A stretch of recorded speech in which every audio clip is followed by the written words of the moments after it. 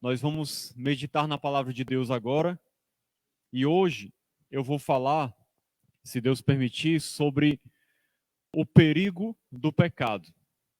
Ou seja, eu quero mostrar nessa mensagem o quanto o pecado é algo terrível, perigoso, traiçoeiro, poderoso e ameaçador. E mesmo nós sendo crentes em Cristo, nós temos que vigiar com relação ao pecado, porque nós fomos salvos, fomos libertos da escravidão do pecado, mas ele ainda está lá no nosso coração, querendo tomar o controle de alguma área da nossa vida, querendo nos levar para o mal, nos desviar de Deus. É óbvio que o pecado não tem vontade, mas ele exerce essa força, essa pressão sobre as pessoas, principalmente quem não conhece a Cristo, mas sobre quem conhece também.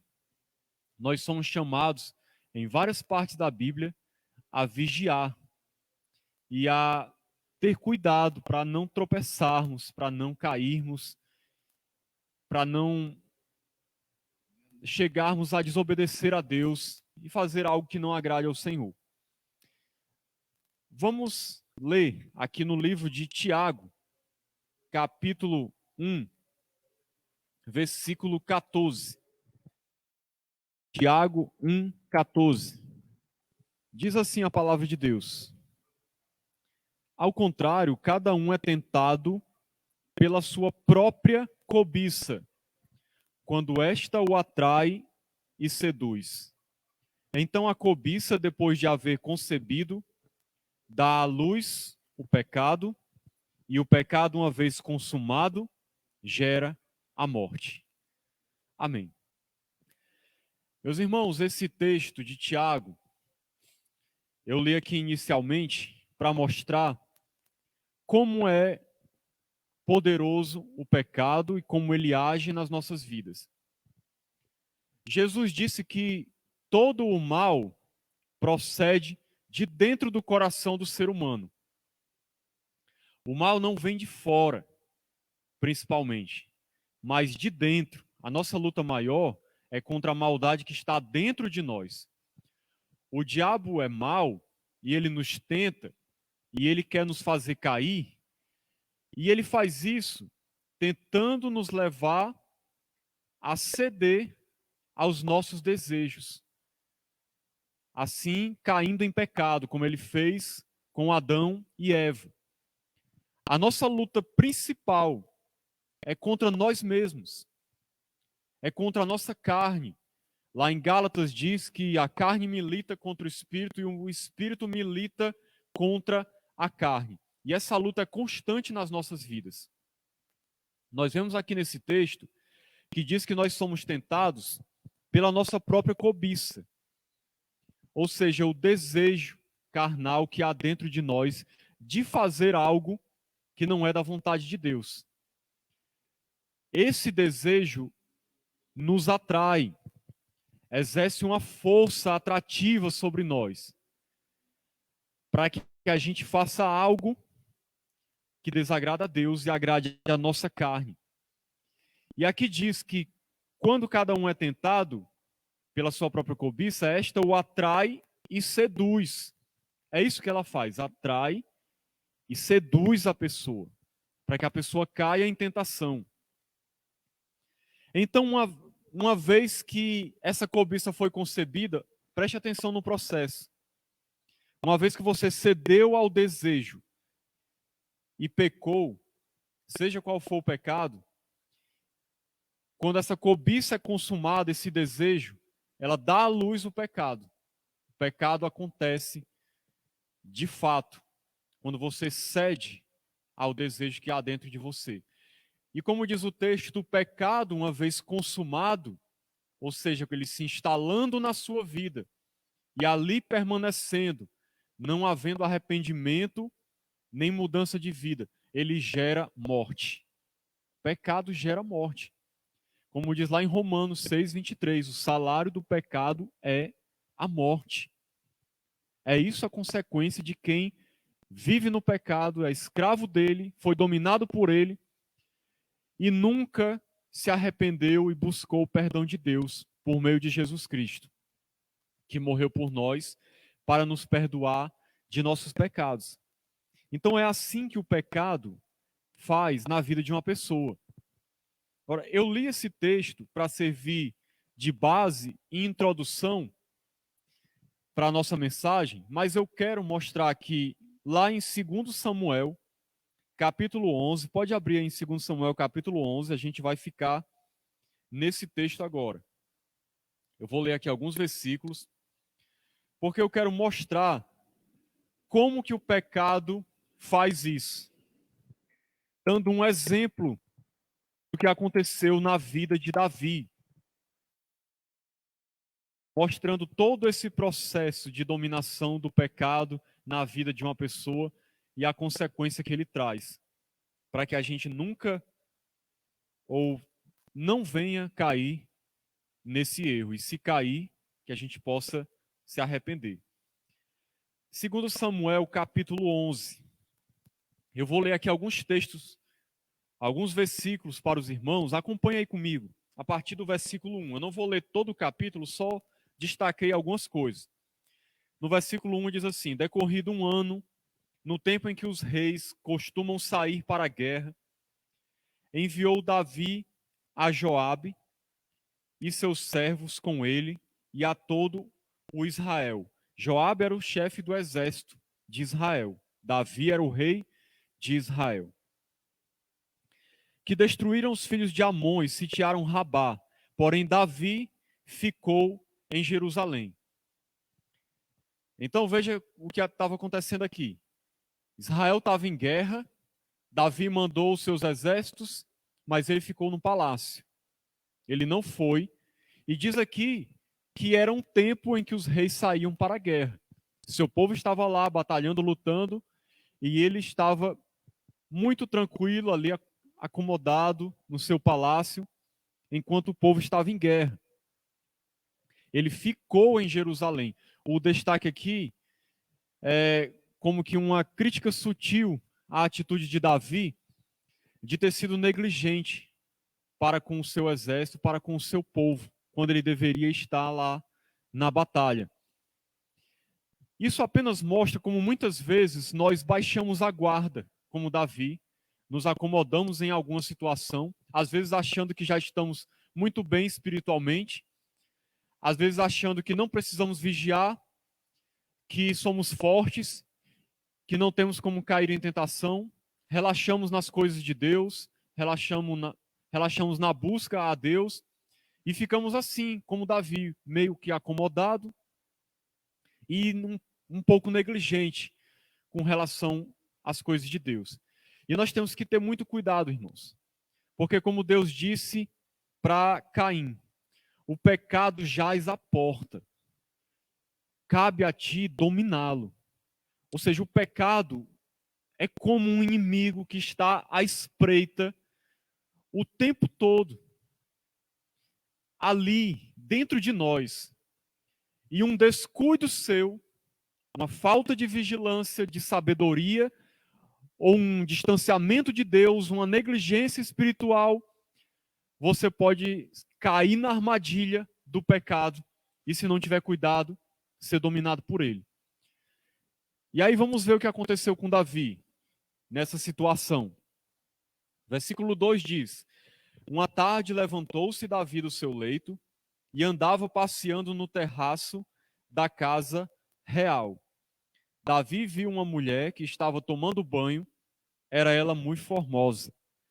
Davi mandou perguntar quem era. Disseram-lhe: é Batseba, filha de Eliã, e mulher de Urias, o heteu. Então enviou Davi mensageiros que a trouxessem, ela veio, ele se deitou com ela, tendo-se ela purificado da sua imundícia, voltou para a sua casa. A mulher concebeu e mandou dizer a Davi: estou grávida. Então, olha só o que eu gostaria de destacar aqui para os irmãos. Davi estava ali no seu palácio, levantou-se do seu leito, estava lá passeando, tranquilo, talvez não muito vigilante quanto a sua vida, e diante dele surge uma oportunidade de pecar, surge uma tentação, porque a tentação muitas vezes é assim, irmãos. Seja ela qual for, não apenas na área sexual, como foi o caso aqui. Essa história trata de um pecado de adultério e outros pecados que vieram depois por causa disso, mas o pecado pode ser em qualquer área. Eu estou falando aqui não especificamente de pecado sexual, não. Você, no momento que não está vigilante, aparece uma situação em que você é tentado. Veja só o que aconteceu com ele. Ele viu aquela mulher, a mulher muito bonita, e tomando banho nua, ou seminua, não sei, de uma maneira que o atraiu, que gerou nele um desejo, uma atração sexual por ela. Veja só que interessante, nós precisamos, irmãos, ter cuidado, porque o pecado não avisa quando é que ele vai tentar nos tragar. A tentação não avisa quando ela está chegando. Você precisa estar pronto. No momento que aconteceu isso com Davi, Davi se sentiu atraído por ela.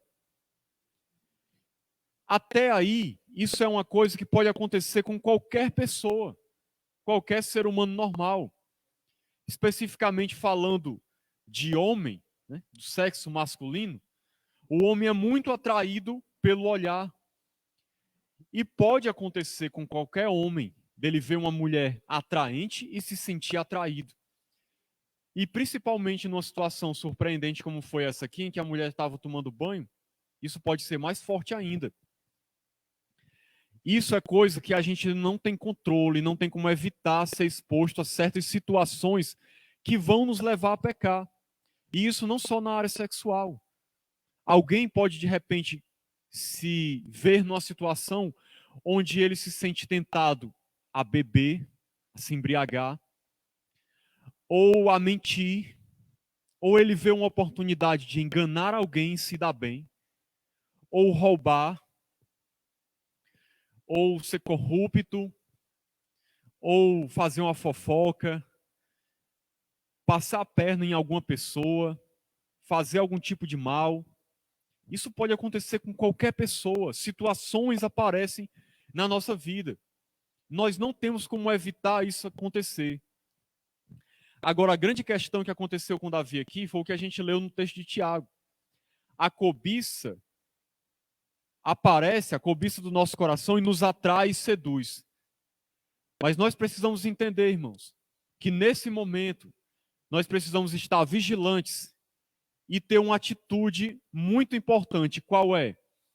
No momento que a gente é tentado e a nossa cobiça nos atrai para fazer algo contrário à vontade de Deus, se você estiver vigilante, automaticamente você vai perceber a ameaça e você deve fazer o quê? Se desvie dela o mais rápido possível. Fuja, corra, vá fazer outra coisa, coloque a sua mente em outro lugar, o pensamento em outra coisa, o pensamento em Deus. Saia de determinado lugar onde você foi tentado, ou cesse a conversa com aquela pessoa, ou saia daquela situação. Tome uma atitude. Tome uma atitude. É isso que muita gente não faz. Quando a cobiça aparece na sua vida, ela não toma a atitude de fugir, de sair. As pessoas parece que às vezes pensam que podem brincar com o pecado, que podem ficar ali flertando com ele, pensando assim: não, eu resisto a essa situação, eu sou forte, eu vou conseguir. Meu irmão, não existe isso. Jesus falou: o espírito está pronto, mas a carne é fraca. A nossa natureza carnal é fraca. Em que sentido? Que nós podemos facilmente cair numa tentação. Por isso, nós não podemos, de maneira nenhuma, brincar com o pecado.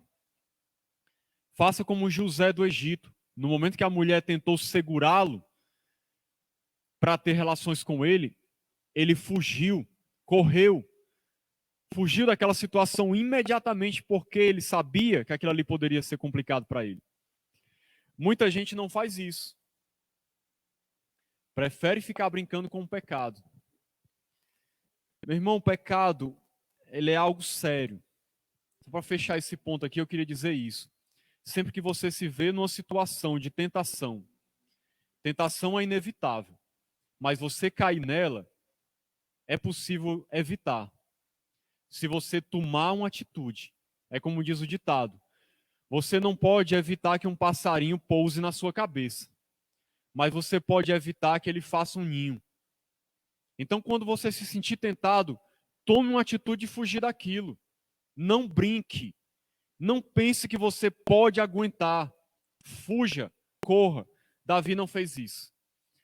Ao invés disso, ele provavelmente ficou ali, admirando, olhando a mulher, e a cobiça, o que acontece? Ela vai aumentando. O desejo vai como se fosse um câncer, ele vai ali tomando conta do seu coração. Se você não o mata quando ele aparece. Ele vai atraindo cada vez mais. Atraindo e seduzindo. Irmãos, é como se fosse uma teia que vai envolvendo você, e quando de repente você observa, você não consegue sair, porque ela foi te envolvendo aos poucos, te amarrando, te acorrentando, e vai ficando tão forte, e aquilo vai ficando tão difícil, que a cobiça domina você. E quando isso acontece, é muito difícil. Foi o que aconteceu com Davi. Ele podia ter saído dali, ter ido fazer outra coisa, mas não, ele ficou ali admirando aquela mulher. E o que foi que ele fez no versículo 3? Mandou mensageiros que a trouxessem. O que foi que aconteceu nesse momento aqui? Ele cedeu à cobiça. Ele foi vencido pelo desejo. Naquele momento ali, ele já pecou. A cobiça, como a gente leu lá em Tiago, uma vez consumada, dá a luz ao pecado. Por enquanto estava só na mente, só no coração. É aquele desejo por fazer o mal, por fazer algo que desagrada a Deus. Ele surge, domina o seu coração, te vence por dentro na batalha interior e você fica dominado. Uma vez que ele faz isso, ele te leva a tomar uma atitude exterior. Até esse momento ele só domina você por dentro, como fez com Davi. Davi, uma vez que foi dominado, mandou os mensageiros chamarem a mulher. Por quê? Porque ele estava agora sendo movido pela sua cobiça. Ele não mais agia na sua razão, no seu temor, pelo seu temor a Deus, baseado no temor. Não, agora era a cobiça que o estava controlando. E é isso que acontece com muita gente. Nesse processo todo que eu falei. Foi dominado pela cobiça. E aí ele manda chamar a mulher e ele concretiza fisicamente o que ele já tinha feito no coração. Ele já tinha adulterado com ela no coração, mas ele concretiza isso fisicamente, porque o pecado, ele não quer só dominar a sua mente e o seu coração, ele quer te levar a tomar atitudes de maneira prática.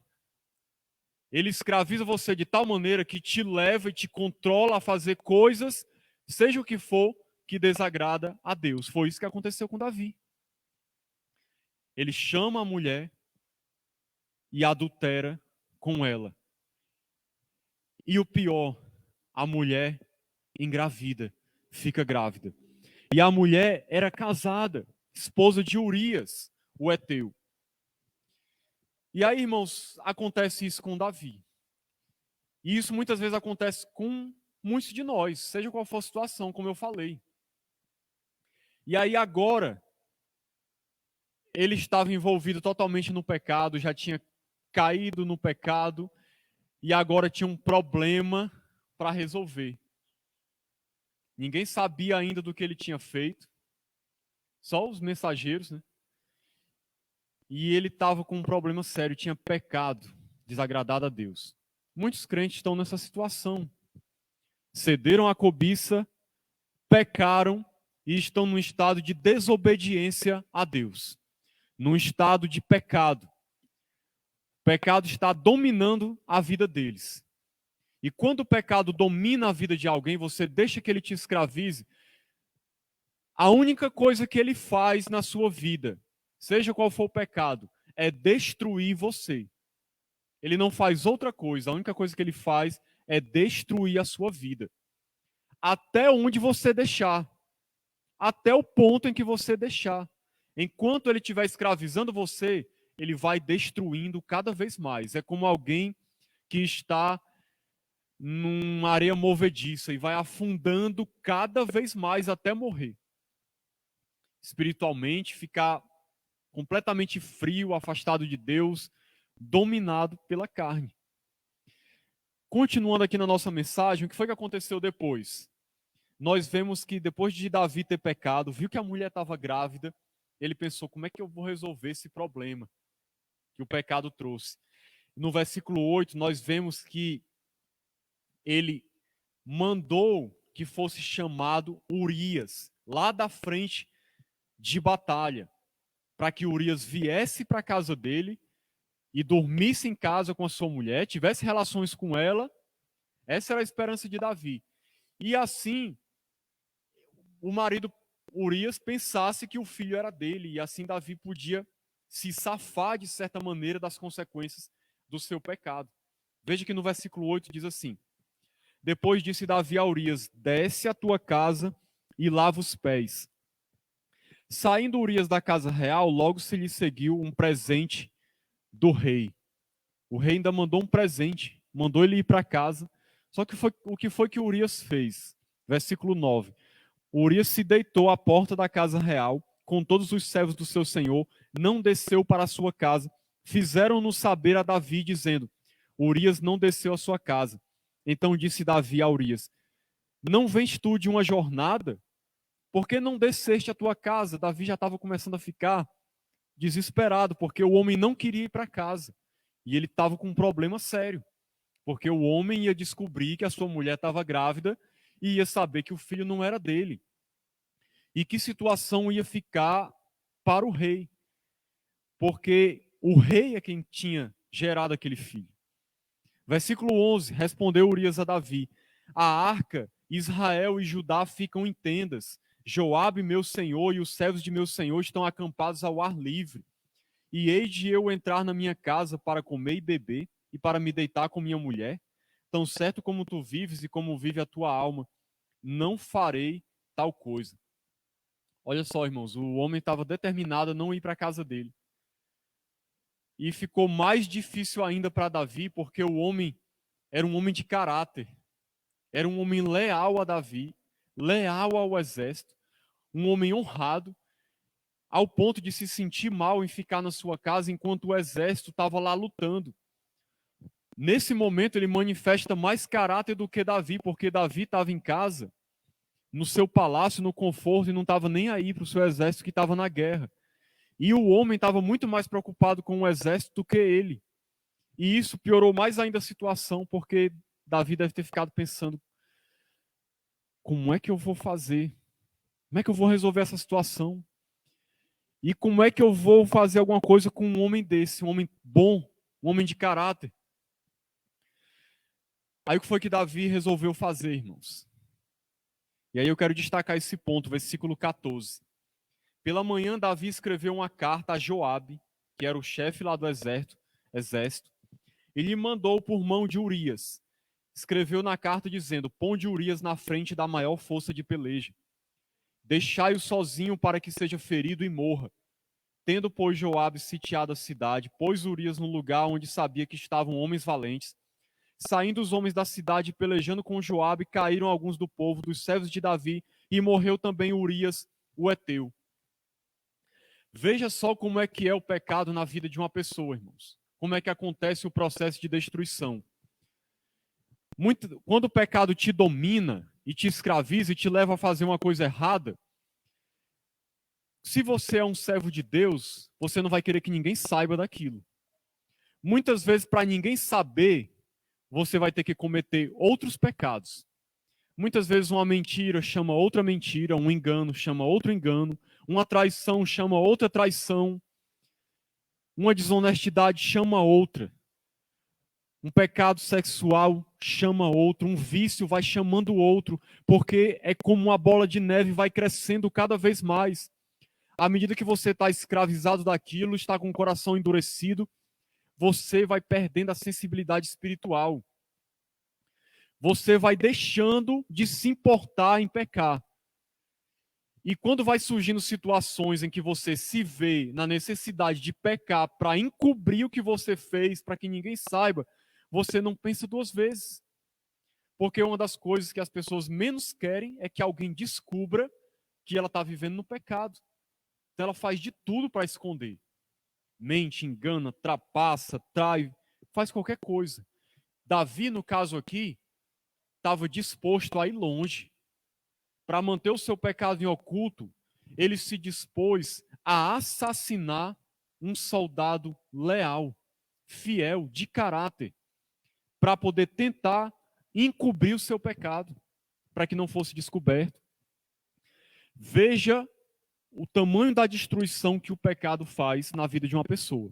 Começou com uma traição, já estava, aí depois passou para a mentira. Davi ficou mentindo para o homem, mandando ele ir para casa, usando de falsidade, de mentira, de engano. Fez outra pessoa pecar, o chefe do seu exército, colocando Urias na frente de batalha. Enviou a carta com a ordem da morte dele nas mãos do próprio Urias. Tinha perdido o temor totalmente, estava cego pelo pecado. E o seu soldado foi assassinado. Morreu por causa do seu pecado. Davi já tinha cometido o pecado de cobiça da mulher do próximo, adultério, mentira e agora comete assassinato. Talvez uma coisa que ele nunca pensava em fazer. Aí você pode pensar, mas Davi não matou muitas pessoas, Davi matou numa guerra. Quando ele estava lutando ali na frente do exército de Deus contra os inimigos de Israel. É diferente. Outra coisa é você ordenar que alguém seja morto a sangue frio, uma pessoa inocente, para encobrir o seu pecado. E assim, irmãos, muitas pessoas estão dentro das igrejas até. Pessoas que estão vivendo em pecado, para que não sejam descobertas, mentem, enganam, são falsas, trapaceiam, às vezes tentam derrubar os outros para conseguir alguma coisa que ela quer. Cometem todo tipo de coisa errada, porque já estão vivendo no pecado, já perderam o temor, já não medem esforços para alcançar os seus objetivos. Seja ele qual for, às vezes é dinheiro, às vezes é poder, às vezes é fama, às vezes é sucesso, às vezes é satisfação sexual ou uma relação sexual ilícita.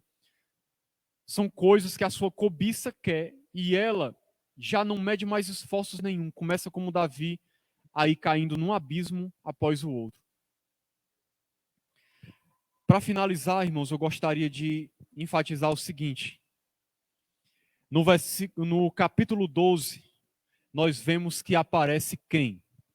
O profeta Natã. Aparece para Davi. Olha como é que Deus é misericordioso. Eu quero terminar essa mensagem mostrando como Deus age para nos tirar dessa lama, quando a gente se envolve nessa teia do pecado e não consegue mais sair. Deus enviou um profeta para falar com Davi. Por meio da conversa com esse profeta, Davi percebeu o quanto ele tinha desagradado a Deus. Lá no versículo 27 diz assim, ó, passado o luto, Davi mandou buscá-la, Batseba, e a trouxe para o palácio, tornou-se-lhe ela sua mulher e lhe deu à luz um filho. Porém, isto que Davi fizera foi mal aos olhos do Senhor. Essa é a grande questão de tudo, irmãos. O pecado é mal aos olhos do Senhor. Naquele momento, Davi estava tão cego que ele não percebia nem isso. E tem muita gente que está vivendo no pecado, e às vezes até dentro das igrejas, e não percebe isso. O quanto o seu pecado está desagradando a Deus. O quanto Deus está entristecido com ele. Porque o pecado é mal aos olhos do Senhor. Mas quando o profeta Natan fala com Davi, Davi ele cai em si. Cai em si, ele percebe, através de uma parábola que foi contada aqui, que eu não vou ler, senão vai demorar muito tempo. E aí Davi diz a Natan, no versículo 13, do capítulo 12.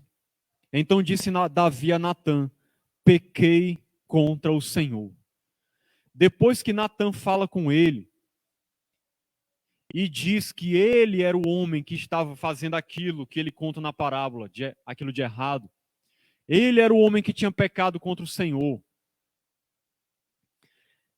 Aí Davi, ouvindo aquela palavra do profeta de Deus, ele cai em si, ouve a voz de Deus, cai em si e diz, pequei contra o Senhor. O que significa isso? Naquele momento, Davi sentiu o peso do seu pecado, a dor do que ele fez diante de Deus, e naquele momento ele se arrependeu. Foi o momento em que o galo cantou, como aconteceu com Pedro, e ele caiu em si e percebeu o que tinha feito. Tem até um salmo, Salmo 51, que relata como é que Davi se sentiu, Salmo 32 também, e fala do quanto ele lamentou o seu pecado, o quanto ele se entristeceu quando ele percebeu o que ele tinha feito contra Deus. Porque não importa o pecado que a gente cometa. Obrigado. A gente peca contra Deus. É contra Deus que a gente peca no final das contas. E aí disse Natan a Davi, também o Senhor te perdoou o teu pecado, não morrerás. Mas posto que com isto deste motivo a que blasfemassem os inimigos do Senhor, também o filho que te nasceu morrerá. E essa não foi a única consequência do pecado de Davi. Eu vou ler aqui para você, só para você ter uma ideia. Natan tinha dito para ele antes, por causa do que ele fez, o que ia acontecer com ele. Não se apartará a espada jamais da tua casa, porquanto me desprezaste e tomaste a mulher de Urias o heteu para ser tua mulher. Assim diz o Senhor, eis que da tua própria casa suscitarei o mal sobre ti, tomarei tuas mulheres à tua própria vista, e as darei a teu próximo, o qual se deitará com elas em plena luz deste sol. Sabe quem foi que fez isso? O próprio filho de Davi, Absalão. Porque tu fizeste em oculto, mas eu farei isto perante todo Israel e perante o sol.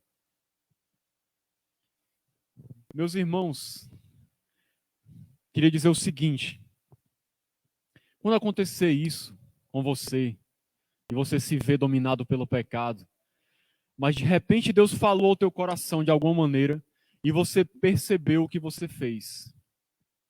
Em nome de Jesus, se arrependa. É a única maneira de quebrar esse ciclo vicioso de destruição do pecado. É o arrependimento. Se quebrante na presença de Deus, chore, gema. Na presença de Deus, sinta a dor do que você fez e clame por misericórdia e perdão. Tem gente que há muito tempo não sabe nem o que é isso. Peca, peca, peca e peca. E não está nem aí. E Deus está falando dia após dia. E nada de arrependimento. Nada de quebrantamento. Nada de mudança. E aí o pecado vai tomando de conta cada vez mais. Seja como Davi. Davi era um homem segundo o coração de Deus por causa disso. Porque ele, quando pecava, ele reconhecia o seu pecado, se arrependia, se quebrantava e se voltava para Deus. É isso que nós precisamos fazer. Sempre que você perceber que você pecou, que você desagradou a Deus de alguma maneira, nem que tenha sido só em pensamento, você tenha deixado a cobiça dominar o seu coração e você nem concretizou ainda numa atitude o pecado, mas peça perdão, se arrependa, se humilhe na presença de Deus, clame por misericórdia. E Deus diz: nós podemos nos chegar ao trono da graça e achar misericórdia e graça na presença do Senhor, mas clame, se arrependa, não deixe o pecado te escravizar. Se você é filho de Deus, você foi chamado para ser santo. Não mais para servir o pecado, mas para servir a Deus em santidade. Então odeie o pecado, abomine o pecado, fuja dele. E quando você se vê envolvido nele, se quebrante e se arrependa. Agora saiba o seguinte: muitas vezes o pecado vai trazer consequências na sua vida. Deus vai te perdoar, mas às vezes traz consequências pesadas. Às vezes destrói a sua vida, sua reputação, destrói sua família, você perde emprego, destrói sua vida ministerial, derruba você na lama. Para você se erguer é difícil. Muitas pessoas vão blasfemar de Deus por sua causa, se vier a público. Coisas terríveis podem acontecer. Mas Deus vai te perdoar e vai estar contigo e vai te dar uma nova chance de você se reerguer, se levantar e continuar na presença de Deus. Se você se arrepender, como fez Davi, reconhecer seu pecado e se voltar para Deus. E não deixar que o pecado complete o seu ciclo de destruição. Porque o ciclo de destruição final do pecado é morte espiritual. Mas eu tenho certeza que se você é um crente, nascido de novo, um filho de Deus, você não vai chegar a esse ponto. Porque só chega a esse ponto quem nunca nasceu de novo. Que vive no pecado, vai estar sempre escravo do pecado e no final das contas vai ser condenado ao inferno, porque nunca se arrependeu.